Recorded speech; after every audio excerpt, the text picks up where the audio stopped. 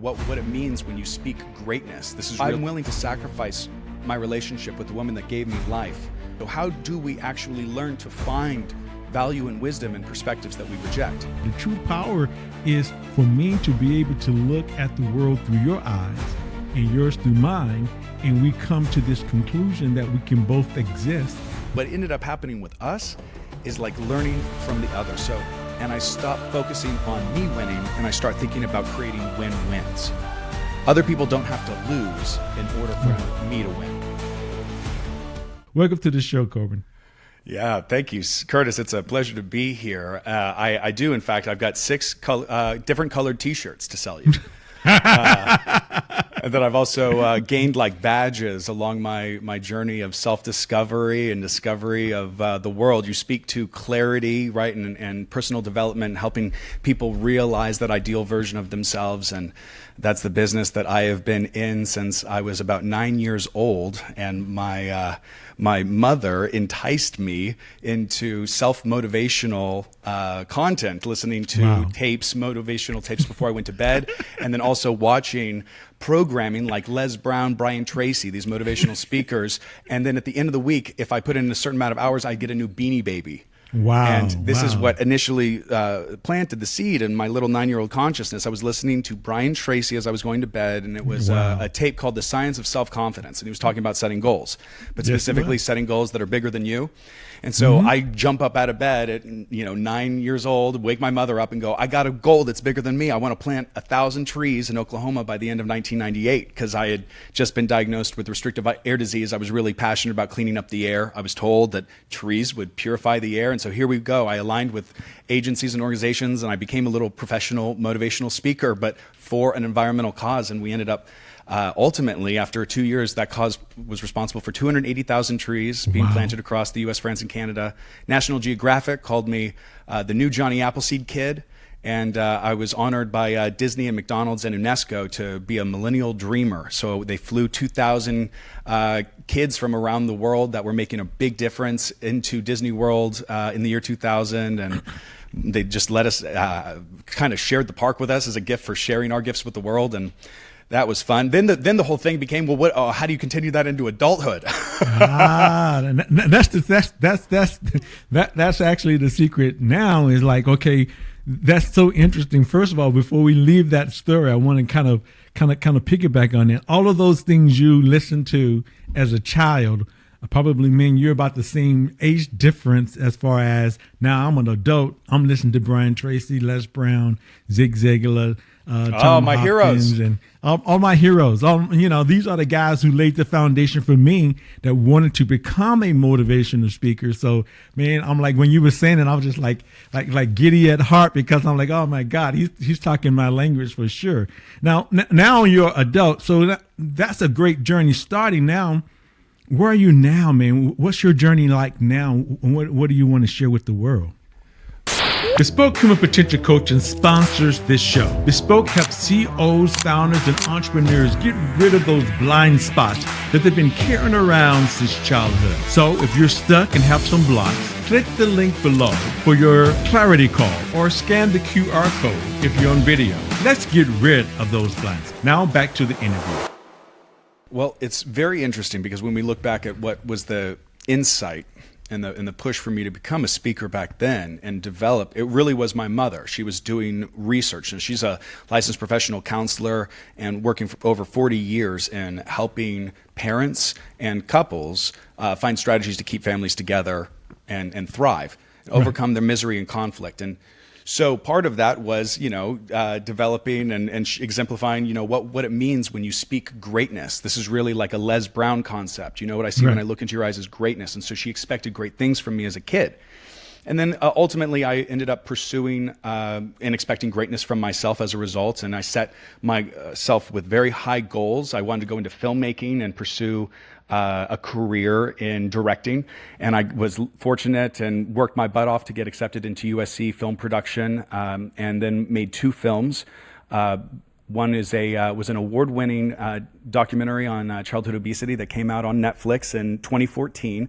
But that was just really refining myself as like a storyteller. Because, when we're talking about inspiring people to make drastic changes in your life or in their lives, in the world in general, it really begins with the story that creates and carries that message. So then, interestingly, in the realm of 2020 and the pandemic, a shift happened, and it really happened in my mother-son dynamic again. And this is going to speak to the push that pushed me into the career that I'm in now. Right. My mother and I, despite having, oh gosh, there's so much that I could be grateful for. At that particular time, I was so focused on what I saw as problems. And there was one morning that I woke up particularly righteous, and I went on her Facebook page. And I found about, approximately 20 posts that I just considered to be misinformation or carrying some bias that was inhibiting connection as opposed. Anyway, I went on a self-righteous rampage. And I just dismantled all of these things in public.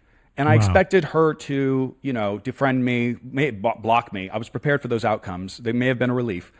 Right. But I was not prepared for her showing up at my door and then saying, although she loved me, she needed to take a step back because it wasn't safe in our dynamic anymore. And I really had to think, oh my God, it's like a come to Jesus moment where I go, what I'm willing to sacrifice my relationship with the woman that gave me life for imaginary points on a Facebook scoreboard. Right. And so I had to really reflect on that. And I said, okay, well, I'm really willing to do whatever I can to restore this relationship. Mom, how can I meet you in the middle? And she said, well, it just so happens that around the time that you were conceived, I conceived this technology, which is all about helping people in their relationships. It's been licensed for over 40 years by professionals and leading relationship researchers, Corbin. I've written and read countless books. Potentially, there's some wisdom that you can find in my perspective. I'm not just a willfully blind boomer like you like to assign to me, because I can get into this righteous millennial perspective where oftentimes I look at the state of the country and I go, well, I kind of feel like I have a bill for a party I didn't get to attend in terms of the debt and stuff like that. And so what it created was an invitation for us to, and for me really to lean into her technology and actually become an expert in it like she was, to understand that we all have a unique outlook of this world. It seems it's to us, it's default, so we never notice it. But we sort of equate it to wearing a pair of sunglasses. And you never know that these sunglasses are coloring or tinting your perspective of the world. So when you look up at the sky and you see a blue sky, and then you ask somebody else, hey, what color is the sky? And they see a purple one, you immediately assume that they're trying to trick you or that they're full of BS, Right. And that was what was happening. So how do we actually learn to find value and wisdom and perspectives that we reject? And so I just had to lean into this technology, and it was a little uncomfortable initially because I'd never read my mother's, work and really familiarized myself with it. But I tell you what, Curtis, I had traveled the world, been to Asia, Africa, South America, trying to go to these holy sites to find the answers to connection, meaning, fulfillment. Right. And I ended up finding them in my mother's study in a drawer on a 4-page pamphlet. And I went, well, this is humbling. And also I feel like this is a torch that I would gladly accept and carry forward. And so I helped her develop it from a 4-page paper pamphlet into an online mobile web app experience that's now gamified. It's really fun and very simple, but the depth of the insight is incredibly deep and enriching. And not only just about your personal self, but also about how you show up professionally and in different contexts of life, in different relationship aspects, and then in different emotional states. Like, we're not the same person when we really are enraged as we are when we're truly centered, or even when we're stressed out. There can be these subtle variations. And so how do we build a technology that can provide us metrics on all of that so that we can help people optimize their self-development and do it in a lexicon or a language that's universal, which is the color wheel, that's really relatable and simple? Because one of the things that I find, there's no shortage of personality assessments out there. Finding one that's easy to remember and then is so sticky that it just becomes naturally a part of your verbiage and just how you communicate and solve issues in your relationships. Because there's nothing about these colors that's particularly loaded. So when we speak in terms of dysfunction in a relationship, but we're speaking in terms of extreme colors. There's not the same level where we're triggering like defensiveness or judgment. But to put it simply, a fight and a conflict with my mother encouraged me to lean heavily into learning about and increasing my emotional intelligence. And I had to tap into empathy. And there was this key moment where I really learned empathy by imagining my mother's perspective when she woke up that morning. Because I have a kid too, a 2-year-old. Right. And I love him more than anything. And I know that she loved me desperately and dearly. And then I think about her level of confusion initially waking up to all of those messages, and then the feeling of judgment and the shame. And it was a really humbling experience for me. And it was a thing that changed my life ultimately, and then made me want to be able to share that epiphany with other people so that we don't end up isolated and righteous. I think that instead we build bridges instead of burning them. I think, but that's a key point that I really want to kind of talk a little bit about, is that your model of the world. Mm-hmm. And that's what a lot of people don't understand, and that's what I'm learning still, even though I do this stuff and I practice this stuff every day. It's a challenge because of the fact that we only see the world through our own eyes, based on our beliefs, our values, our learnings, our upbringing, our knowns, and all of these things that we bring to the table. So sometimes one of the presuppositions in neurolinguistic programming is respect the person's model of the world, and the map is not the territory. Meaning, like, what I see as the world is not the world. That's my sunglasses, that's my rose-colored glasses that I have, that I'm projecting onto the world, that makes me think that that's right or wrong or different. And it's not really, because that's my own personal perception.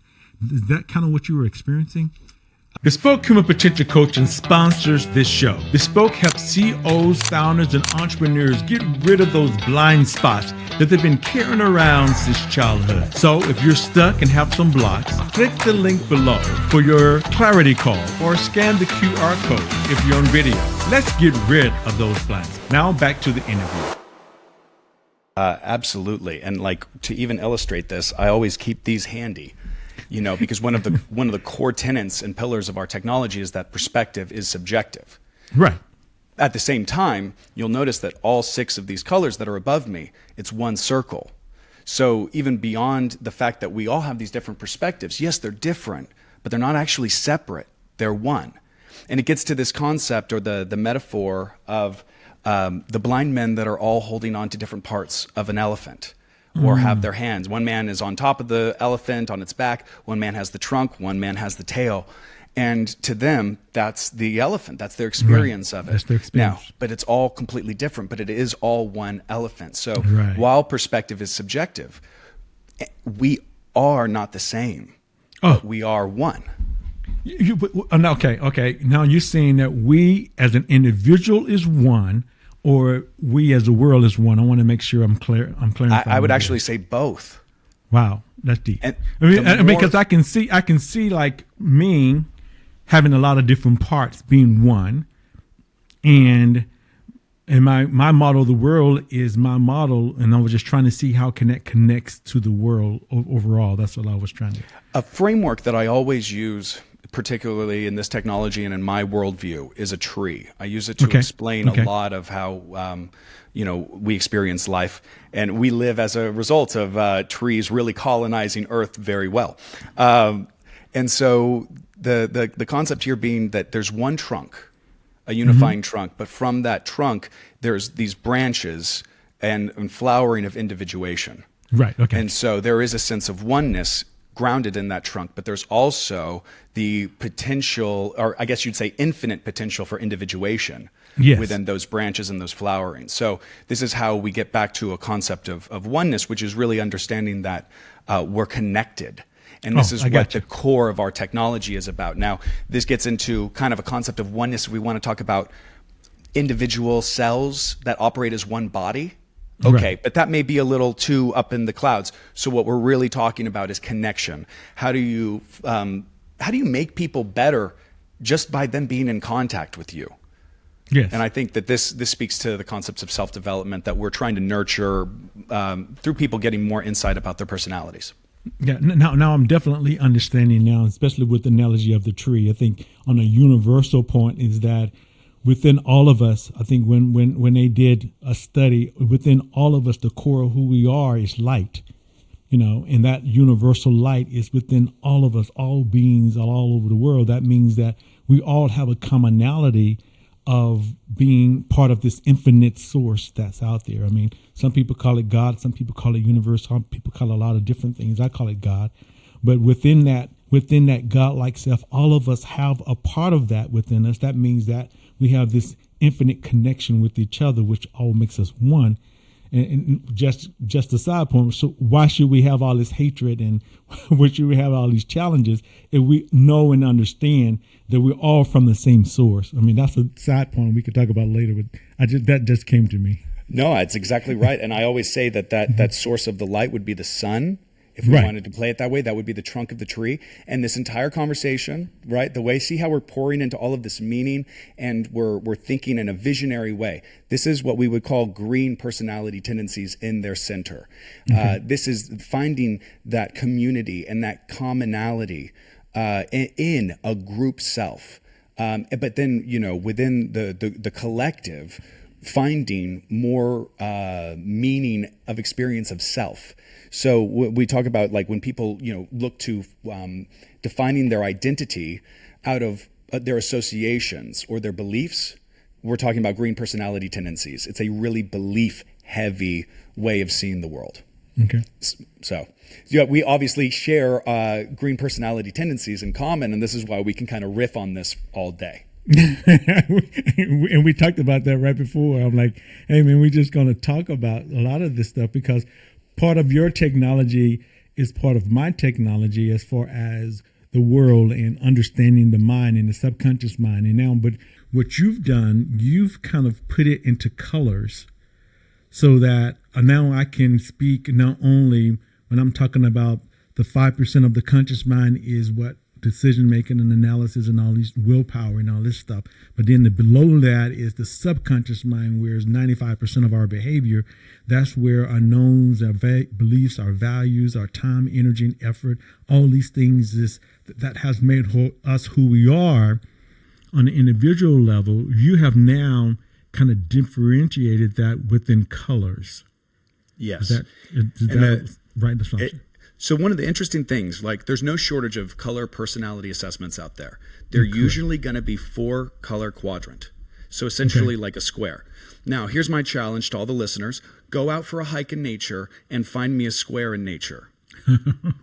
So the square is a construct of our ego, and therefore it's how we build in this 3-dimensional reality. And therefore we look at our cities, and they very much so reflect the microchips, as above, so below. And then we look out in nature. Well, where does nature actually start building? In that sacred geometry, and it's in the hexagon. We see it in the soap bubble or the insect eye or the honeycomb, that the bees, it's this natural structure of the 6. So that was one of the things that when I came in contact with my mother's technology, I was going immediately raise my eyebrows. Why this? And that is what really distinguished it. Now, beyond the 6, they all meet in this harmonious center. They all have their different values and attributes. The quickest way to break this down is that, and I'll just do it by pointing up here, right? So blues, we attribute this to ingenuity, wonderful problem solvers, very, very curious. They want to be right. Then over here, we're going to go to green. They value fairness. They want justice, very moral, and they're very belief driven. If we go to yellow, they are, this is like the challenge here to reverse navigate. Yellow is all about nurturing, compassionate, and the heart of society. And then we go up to orange, very outgoing, mirth, looking for the thrill of adventure, the momentary joy. Red is very leadership, very self-determined. It is decisive, direct, go get it. Purple is very managerial. It is systematic, looking for how to create the most efficient way to realize results and achievement. So the interesting thing about this technology, though, is that let's say that we go in our center. All of these are wonderful qualities. In the extreme, we all have the potential, once we get triggered, emotional, enraged, we go into an extreme, we completely shift, and these centered qualities become hideous, Dr. Jekyll, Mr. Hyde dynamics. Red goes from decisive and direct into bullying and dominating.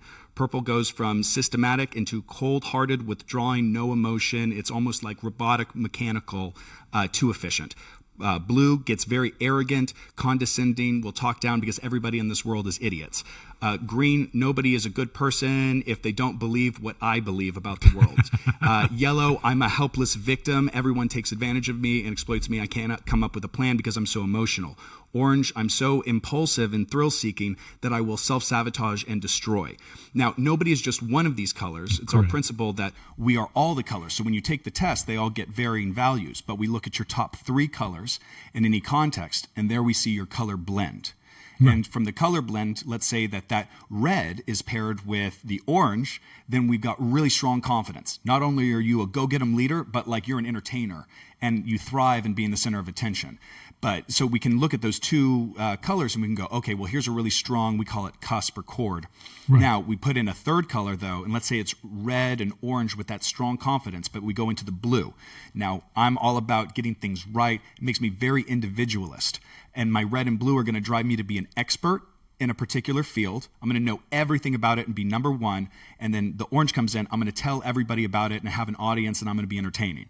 Now, you take that in a centered context, and it's very individualistic. Fantastic. You put it into an extreme context, a rebel. Right. So it's basically using the colors and stacking them in terms of what are your top 3 colors in any given context.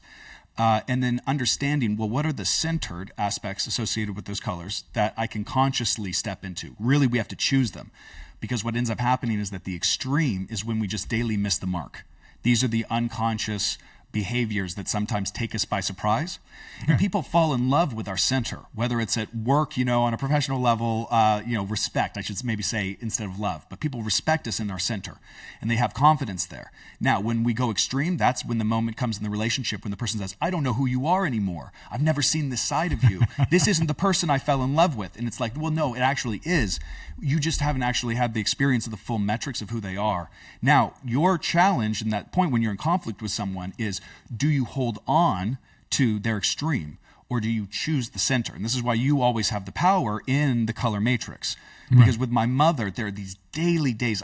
We like to do this thing like superheroes, where we'll put a letter on somebody's chest. And that letter is what we're projecting onto them, what we really want to see and speak into them. And there are days where, working for my mother, I want to put a big B on her chest. I mean that because of bossy. I mean that because she's very bossy. But there are these times. And guys, I'm doing quote symbols for the ones who's listening. It's because of bossy. But there's these times that I say, no, that's the extreme interpretation. Corbin, I want you to recenter. Usually takes me a little meditation. This is me going into my centered green. Right. Prayerful meditation place. And then I go, okay, no, I want to remember who my mother is. I put the symbol, the letters, WHO, Wise Healing Oracle. Even when it shows up and there are those challenging times where, just even not out of professional context, just purely personal, I go, no. This is not the person that you want to make the enemy or make wrong or anything that you did those years ago on Facebook. You put the words Wise Healing Oracle. She invented this technology. She has healed people for 40 years. Respect her and then commit to that center. And you know what? When I commit to that center, she shows up in that center far faster than if I was to hold on to that negative interpretation and just expect it to show up. Oh, basically, that basically lends to what we talked about, projection. Your perception is your projection, yes. Meaning what I choose to project onto the world, I'm going to see it. And that's one of the challenges that we have as humans, that we still move towards our dominant thoughts, which is we have to be extremely careful about that, because of the fact that things happen in life on a daily basis where when just the other day for me personally, I called one of my vendors and they didn't give me the answer that I wanted to hear, and they owed me a lot of money back. And boy, did that red and that like you so and so showed up. And then I, like you said before, then in one moment, because of my skill set, I like, okay, let me take a step back because this is not worth it. And let me reevaluate this. and regardless of what happens, I let go and says, whatever happens, happens, because it's not worth my time, energy, or effort. And guess what? They wrote me back within a day and says, hey, we're going to give you all your money back, but I had already released it and allowed myself to heal, because that I didn't need to carry that. So I think what you're saying too is that we need to control some of our own emotions and being able to readjust, be flexible in our approach so that we can actually exist comfortably in different situations. Absolutely. I mean, so my mother and I, the goal was to come together and not only mend the relationship so that we could be in the same room together and she could feel safe and we could both feel safe and work together. We actually wanted to write a book where we talked about and addressed the division that's happening in Western civilization, where we actually looked at the epidemic of enmity and entitlement. Enmity specifically being hatred that is righteously ingrained. And a lot of this has to do with what our core values are and how enmity is currently showing up. I mean, obviously, when I talk about the divide in the country, everybody's mind is going to go to politics or the culture war. But this kind of overlays onto this. And once again, with the analogy of a tree. And my mother and I go into the book, and I'm happy to address this, but it's really this dynamic at play between a strength-dominant outlook, which would be the colors up here, red, purple, and blue, versus a warmth-dominant outlook, which is the colors orange, yellow, and green. Warmth thinks and feels with their hearts, and strength thinks with their heads. Now, you could have the warmth people then begin to call the strength people heartless and rigid, fascist. There's no limit, right? You can have the strength people begin to call the warmth people naive, unrealistic, or woke. And so the way that this maps out is that these two sides find themselves in this dualistic opposition. And so they want to cut themselves off from each other. This is like the temptation to burn the bridge or just tell my mother, like, hey, I'm done with the relationship. Like many other millennials that I've watched who have righteously ended their relationship with their boomer parents, or vice versa, that they've cut off their relationship with their millennial children because of these misunderstandings or these misalignments. How we liken this is like warmth being the branches of the tree, where this is very flexible. They're in the wind, and they're also very creative, also very beautiful. So there's a lot of, this is the fruit, that comes from the tree, and there's a lot of basking and accepting, right? It's very much based on receiving sunlight, and it's very feeling based and intuitive. Now, on the downside, on the other side of the trunk, we have these branches that are deeply ingrained in the earth. Branches are not flexible. They are rigid. They're stuck in position, but they create the firm foundation. And just like the way that the branches are receiving the nutrition from the sun, well, these roots are literally delivering nutrition through an infrastructure in the root system, doing the dirty work to make sure that this tree is actually healthy and stays alive. And we really, craft this to the practical 9-to-5 work that goes towards maintaining human civilization, the people that show up and dutifully do their jobs. This is like the air traffic controllers. We need them. And then on the warmth side, this is the entertainers and this is the artist. In one side, if we go all strength, things become very dystopian, 1984 Brave New World-esque. People lose their individuality, they get assigned a number, and they're expected to do a duty within a system. Versus if you go into the all warmth side, it kind of becomes chaos. There's no order anymore.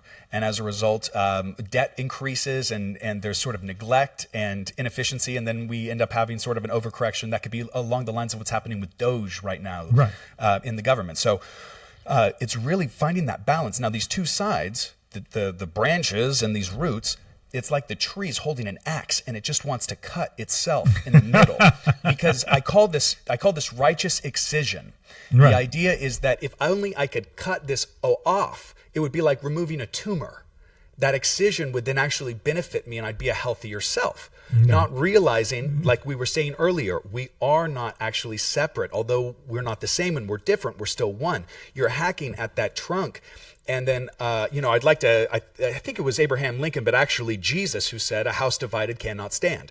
And so that really is what it means, and ensures the death of the tree. Now, that could be the relationship, that could be the country, that could be your individual self if these two sides are at war with each other within you. And really, I love to equate the strength viewpoint with the masculine and the warmth viewpoint with the feminine.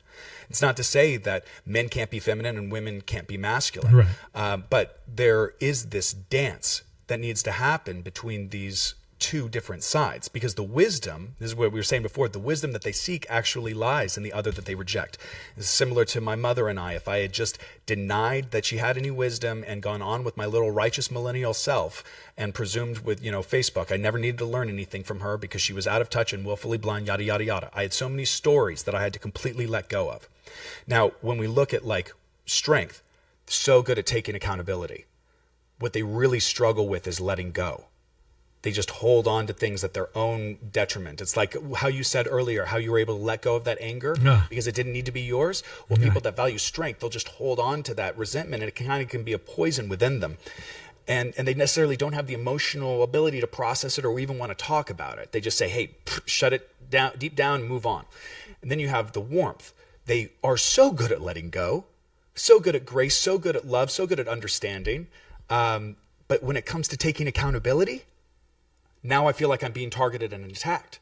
Right. Now, warmth can learn accountability from strength. Strength can learn how to let go from warmth, but you'd have to lean in to finding value and wisdom in the other. And that could be uncomfortable because your perspective couldn't line up. But to just discount them as wrong or blind because they don't see the world the way that you do says more about you than it does about them. Oh, I totally agree. And that's kind of what we talked about earlier in the program, that the map is not the territory, or what I see, my perception is not real. I mean, it's only real to me. And that's where the power comes in at, though. The true power, I'm totally agreeing with you. The true power is for me to be able to look at the world through your eyes and yours through mine, and we come to this conclusion that we can both exist. We just have to give a little bit and find that commonality where we can both exist at the same time. Like you and your mom at this time, you've come together and says, okay, how can we coexist? Mm-hmm. How can I take your knowledge, your wisdom, and your understanding and my way of thinking and bring it together so that now we can build not only a company, a strong company, and we can help change the world through the power of the technology you guys have. And that's just by giving people insight. What ended up happening with us is like learning from the other. So my mother, interestingly enough, while having a very warmth-dominated color blend, she actually drives her values from strength, rather more conservative in her outlook. And even though, sort of my personality skews a little bit more on the strength side, I actually draw my values more from warmth. I sometimes joke that I'm a recovering Californian, now living in Arizona. But I have a thing where I had to step into letting go. Yeah. And taking accountability. And really my growth was in becoming more compassionate. That's a little bit, more on the warmth side of the spectrum. My mother really stepping into, a place of more accountability. And what that actually ended up being was resiliency. Now, when I talk about like something like love is incredibly resilient in its strength and at how it just stands by you and endures. And that gets along the lines of the roots, the strength, the foundation that has to be able to endure the storm. Right. That, the branches, fortunately, this is sort of like the feminine being like the ocean, right? Versus the roots need to be that fixed lighthouse that's providing the direction and stability. So when we really embrace and learn from our opposites, then we have the potential to thrive. Even this is like a complementary nature of the technology. Let's say that I'm in extreme red place where I've become a bullying, dominating force. Right. What I need to do is I have to work my way across the color wheel. Here we go, to green. And I look at my complementary color, go from red to green.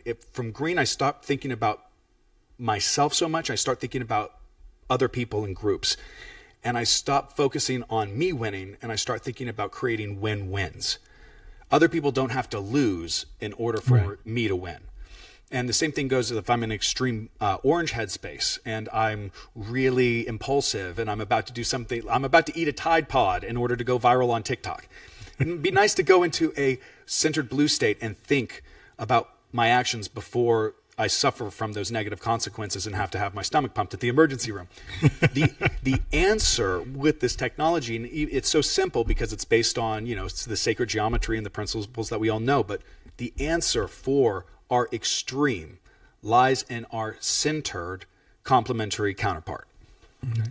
Beautiful, beautiful. Man, how can they get in touch with you, man? And maybe even take this test or... I would invite that. Well, so first of all, yes, you can go to thecolormatrix.com in order to take the online assessment and learn and discover your colors today. And then I would also recommend people, if they're feeling the call, to just email me directly at connect@thecolormatrix.com. And I can be your personal tour guide into this. We have different options for trainings or one-on-one sessions where you set up a call, and then we can look at evaluating your colors in different contexts and how to maximize those results for yourself and repair relationships.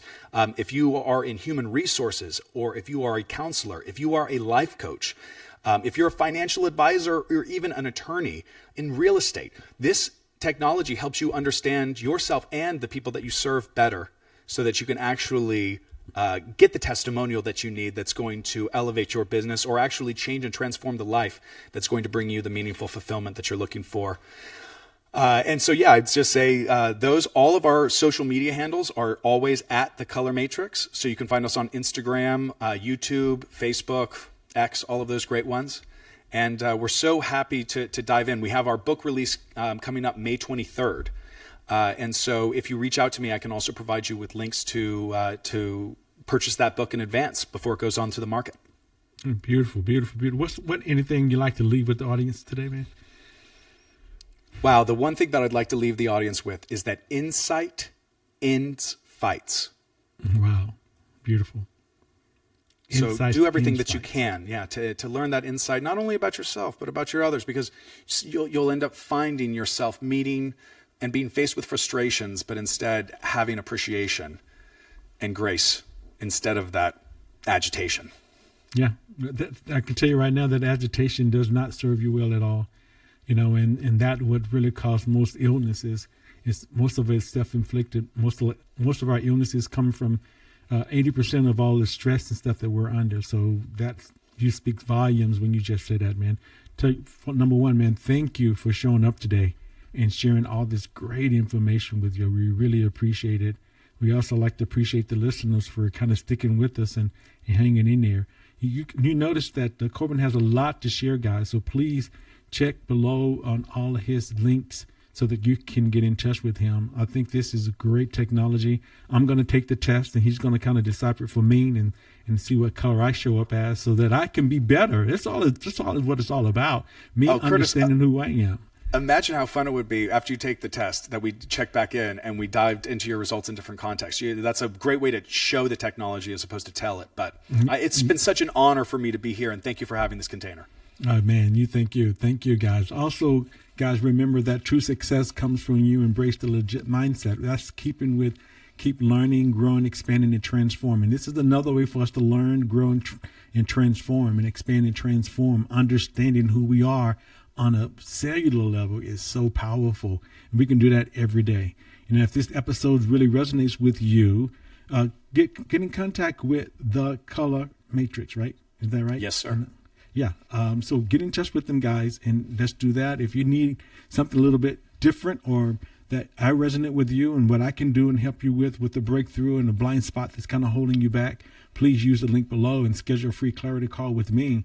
And let's unlock your full potential together. What we're here today, guys, is all about helping you to become the best version of yourself. I'm Curtis McCullom. Make it a great day. And don't forget to like, subscribe, and share the show.